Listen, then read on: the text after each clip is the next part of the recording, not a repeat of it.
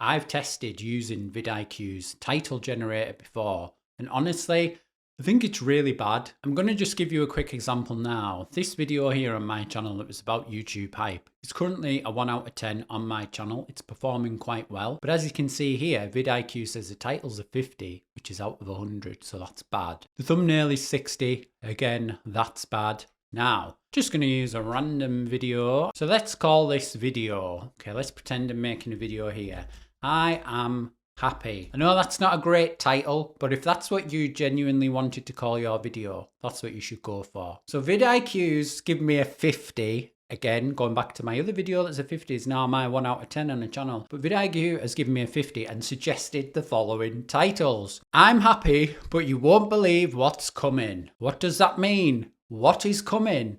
Let's not even go there. But that is a 58, so it's a little bit up on my title for I am happy. The second suggestion, which is a 90 score, is 3 surprising reasons I'm happy right now. Now let's just say you've filmed a video and it's a vlog and you've gone outside and you're like, do you know what guys, today I'm really happy. If you are not talking about 3 surprising reasons why you're happy right now, then do not go with the title. 3 surprising reasons I'm happy right now, because it just doesn't make sense. The third suggestion is happiness alert. You don't want to miss this. And then we've got happy today, broken tomorrow. What's going on?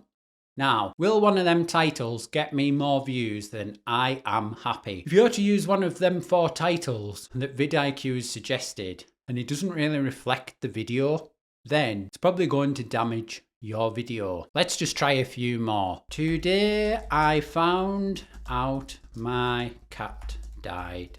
Okay, so let's see what score it gets. Boopity boopity boop. 48, not very good. Going to regenerate it now. Okay, I've just seen the very first title. So it's got an 85 score. So let's just say I'm making a video. I've just found out my cat's died. Actually, it's really emotional. And then I've just been given this title suggestion by VidIQ. Do I go with it or do I not? Cat lovers, beware of the silent killer in your house. Do I go with cat lovers, beware of the silent killer in your house? I don't think I should. The next one's got 69 score. You won't believe what happened to my cat. Now that is quite a good title because it invokes curiosity, but I would argue that if I'm talking about my cat's died, do I really want to tease people through the video and be like, stay tuned at the end of the video to find out what has happened to my cat? Don't do it. What's the real reason behind my cat's sudden death? Very emotional. Just no. And I was blindsided by my cat's passing. Now I know it's obvious looking at these now why you would think these are bad titles, but people I've worked with, people I know on YouTube, do go by these titles and think if they use them titles, it guarantees more views, more engagement and these kinds of things. My advice would be you just better to go with the title that you think is best for your video. Okay? And I think it's there more as a tool. It's not designed to be like, you must use this title.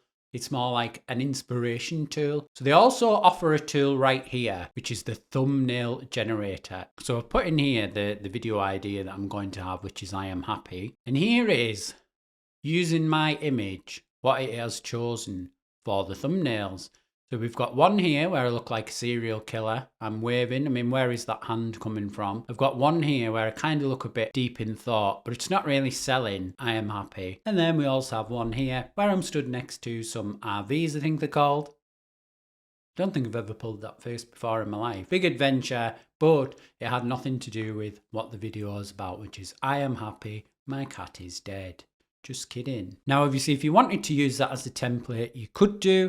Maybe you could use it as inspiration, but please do not use these tools, AI-generated thumbnails, AI-generated titles, and see them as these are what I must use to have a good video. Especially don't use their scoring to determine whether you think you've got a good video or not. Like this here, optimized score, 60 out of 100. You can fill out all these things. It doesn't guarantee that you're going to have a successful video. Now, I would always argue, if you literally cannot make a thumbnail, you've got no photo skills or whatever else, just take a photo and use that as your thumbnail, at least to get you started. And then over time, you can learn how to add text and stuff. And as I say, I've had videos in the past that have done better than my other videos, and I've just like ignored all of this. So you've really got to weigh it up. In your head, you're like, yes, you can use it as best practice. You can use it for inspiration, but just do not use it. Like, see, some people use it as I must do this. And I'm not bashing VidIQ. I use their tool every day, as well as a few others, for other things like analysing views and when I'm doing my research. I'm not bashing it. It's more the people who use it and think that is what I must do to have a good video. I think the main takeaway from this is use titles that you believe in, that reflect you as a person. If the video is about what the title is about, it leads to a good viewer's experience. If the title is misleading, or let's say, for example, you're a fairly chilled person. You're like, hi, my name's Ross, I hope you're well. And the video is the most shocking video you've ever seen. Yes, it's probably going to get more views, but doesn't reflect what the video is about. So that's just my little piece of advice. When it comes to coming up with a title and even a thumbnail, try to make it that reflects you the most. Okay? Okay. Feel your pain, I feel your shame. You're not to blame.